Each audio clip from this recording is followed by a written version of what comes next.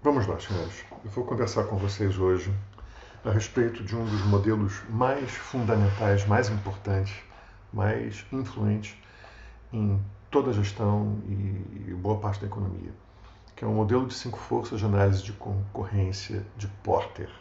Tá? Ele propôs esse modelo em um livro chamado Estratégia Competitiva. Estratégia Competitiva. E é um dos livros mais citados na área de ciências sociais aplicadas em toda a história. Tá? Quer dizer, esse modelo ali, efetivamente, muito, é muito influente, eu diria, sabe? Muita gente pensa de maneira muito fortemente alinhada com ele.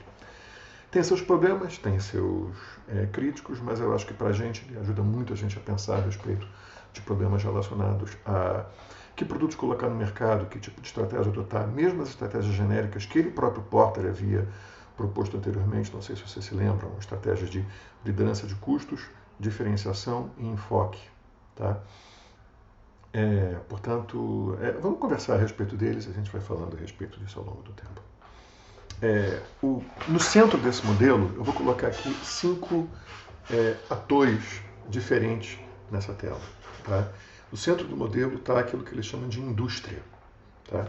A indústria, como vocês já leram, eu já falei para vocês em outras aulas passadas, são todas as empresas que participam de determinado setor de atividade econômica.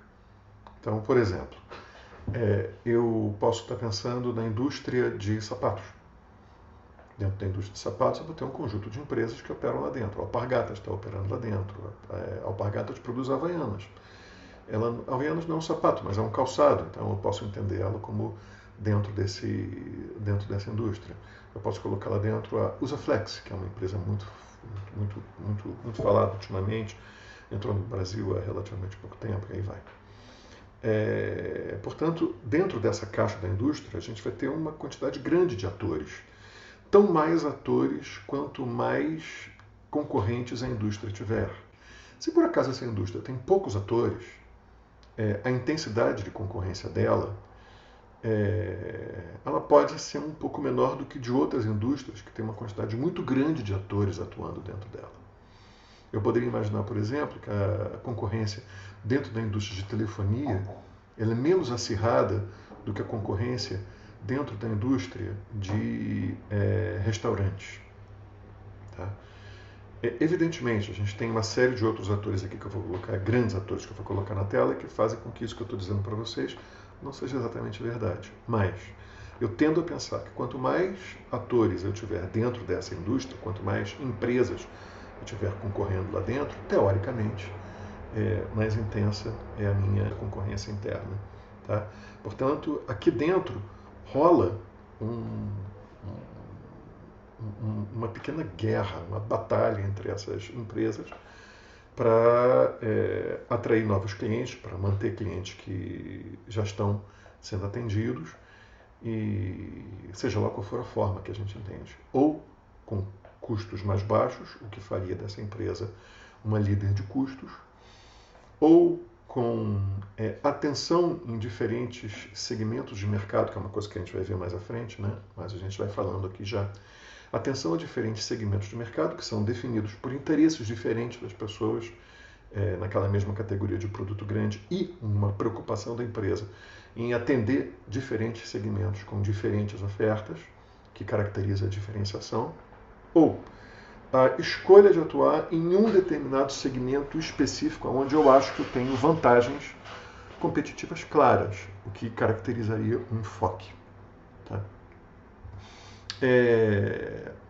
Eu falei para vocês, nessa indústria você tem concorrentes. Os concorrentes internos da indústria são concorrentes diretos, são concorrentes dentro da mesma categoria de produto. Tá? Se por acaso eu estou considerando a indústria de calçados, dentro da indústria de calçados eu tenho qualquer coisa que vista o pé, qualquer coisa que cubra o meu pé. Se eu estou trabalhando na indústria de automóveis, eu estou colocando dentro dessa indústria todas as empresas que fabricam aquilo que eu entendo como automóveis. Se por acaso eu estou trabalhando com a indústria de saúde, Eu estou colocando lá dentro todas as empresas que operam em diversos aspectos da manutenção da minha saúde, hospitais, planos de saúde, seja lá o que for. Tá? Usualmente eu uso como exemplo a indústria de automóveis, ela sempre é muito interessante para a gente. Tá? Então vamos lá. Dentro da indústria de automóveis, eu teria a Volkswagen, a GM, a Renault e Nissan, se não me engano, são associadas, né? A Peugeot Citroën, a Suzuki, várias empresas estão operando ali dentro, cada uma delas com as suas características. Eu imagino, por exemplo, que uma empresa como a GM tenha custos mais baixos do que a Suzuki. Mas, no entanto, eu não sei se por acaso ela é uma empresa que pratica liderança de custos. Tá? É muito difícil para a gente afirmar que uma determinada empresa pratica liderança de custos. Mas eu sei que a GM ela diversifica, porque ela tem uma quantidade muito grande de produtos preocupados em atender necessidades ou benefícios diversos. Tá? Enquanto a Suzuki, por exemplo, que a meu ver pratica enfoque, ela no Brasil se concentra em off-roads e SUVs. Tá? Ela não tem, por exemplo, sedãs compactos. Ela não tem carros populares. Ela não tem um sedã de luxo. Ela não tem um caminhãozinho. Tá? Portanto, isso seria a indústria e seus concorrentes diretos. Agora, existem concorrentes indiretos, quer dizer, concorrentes que entregam o mesmo tipo de benefício, mas não são daquela categoria de produto. No caso específico de automóveis, seriam concorrentes que também entregam transporte, por exemplo, se o benefício que nós temos em mente é o transporte. Então, aqui nesse caso, eu tranquilamente poderia considerar como um substituto, e eu vou colocar ali a palavra pressão de substitutos, eu posso considerar um substituto o sistema público de transporte.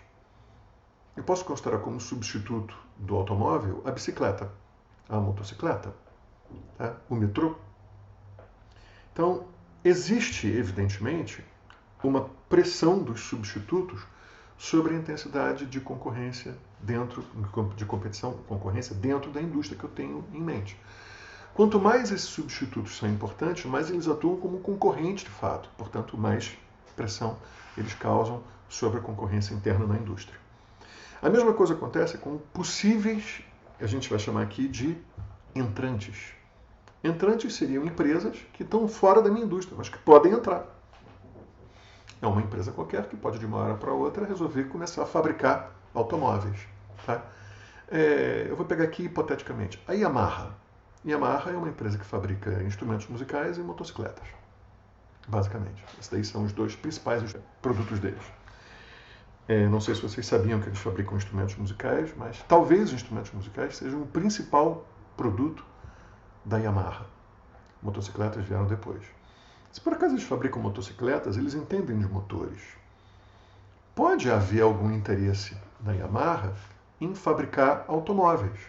Eles podem entrar no mercado de automóveis, por exemplo, com um pequeno automóvel urbano, concorrente direto de um automóvel dentro da indústria, chamado Smart.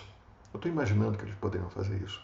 Nessa brincadeira, eles poderiam causar pressão sobre a indústria enquanto entrantes. Quanto mais empresas puderem entrar aí, maior a pressão sobre a indústria. Um conceito muito importante para a gente aqui é o seguinte: nós vamos ter mais pressão de entrantes quanto mais baixas foram as barreiras de entrada na minha indústria. Barreira de entrada é um termo que está no Kotler, mas ele não está claramente explicado. Então vamos lá. O que é uma barreira de entrada? Para entrar numa indústria eu tenho custos. É muito mais caro para mim entrar, por exemplo, na indústria de transportes aéreos do que na indústria de varejo de roupa. Tá? Na indústria de transportes aéreos eu vou ter que comprar ou fazer um leasing ou alugar um avião, que é caríssimo. Exatamente por causa disso, a indústria de transportes aéreos tem muito poucos concorrentes dentro dela. Muito poucos. Em compensação, a indústria de varejo de roupa é muito fácil entrar. É só alugar um ponto de venda, decorar esse ponto de venda, contratar uns 4 ou 5 empregados que funcionariam no back-office e na linha de frente, selecionar alguns fornecedores e voilá, lá tenho eu uma loja de roupas.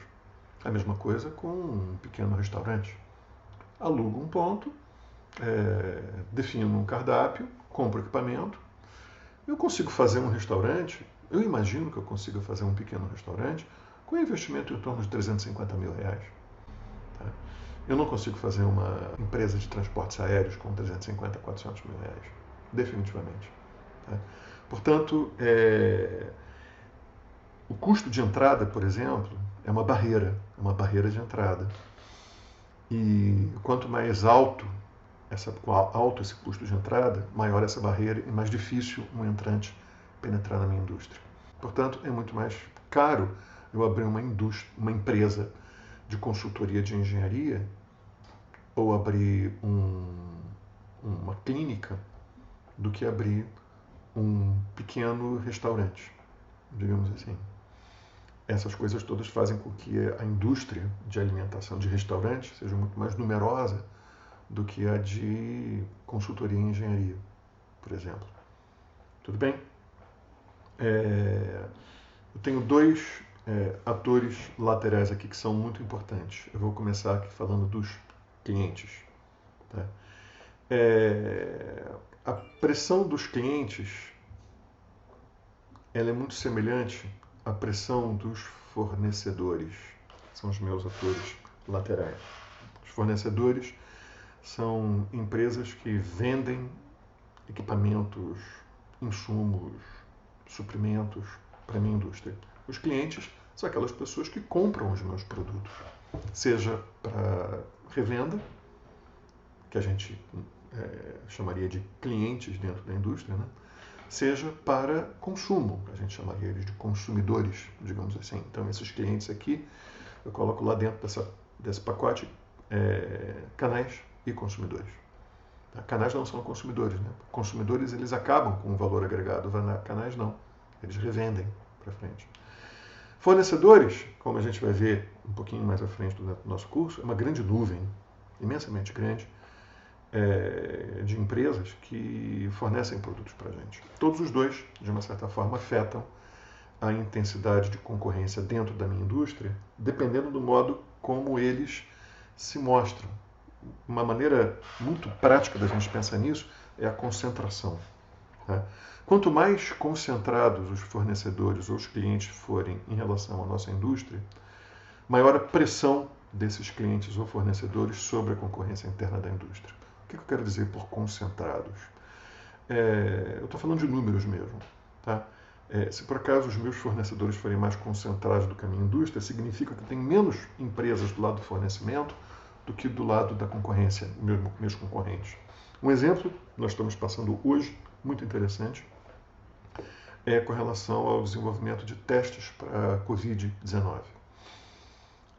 O desenvolvimento de um teste precisa de um determinado tipo de componente que só é produzido em alguns países. Eu acho que só a China produz ou coisa parecida.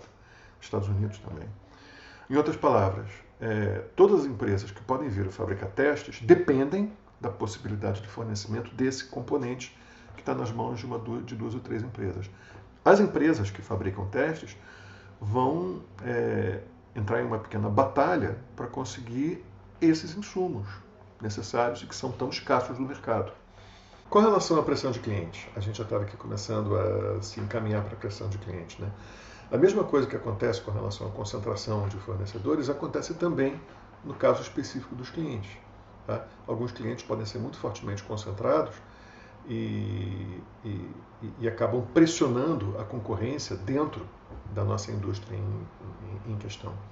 Um exemplo interessante que eu costumo dar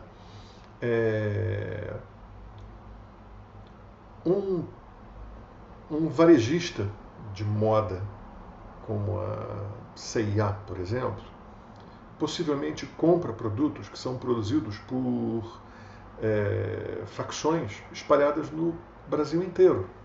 Tá? São pequenas empresas que produzem peças de roupa e vendem para a C&A. Há muitos anos atrás eu trabalhei numa empresa chamada Mesbla. Tá? E essa empresa ela foi à falência, ela acabou. ela fazia isso. Ela não fazia roupas, mas ela vendia roupas desenhadas por ela mesma, tá? E fabricadas por uma quantidade muito grande de pequenas facções espalhadas no Rio de Janeiro, na verdade no Brasil inteiro. Essas empresas que faziam a roupa para a Mesbla, muitas delas faliram com a Mesbla. No momento que a Mesbla foi para o buraco, essas empresas também foram, na verdade, foram bem antes, porque elas pararam de receber. Muitas dessas empresas dependiam da Mesbla e não conseguiram se reerguer. Tá? Quer dizer, existe uma pressão do cliente muito forte sobre essas empresas. Eu imagino que essas empresas vendiam para a Mesbla pelo preço que a Mesbla queria pagar, não que essas empresas queriam. Tá? A indústria de fast fashion, que a gente costuma falar, moda rápida, né? Várias empresas já foram indicadas como participantes dessa indústria de fast fashion.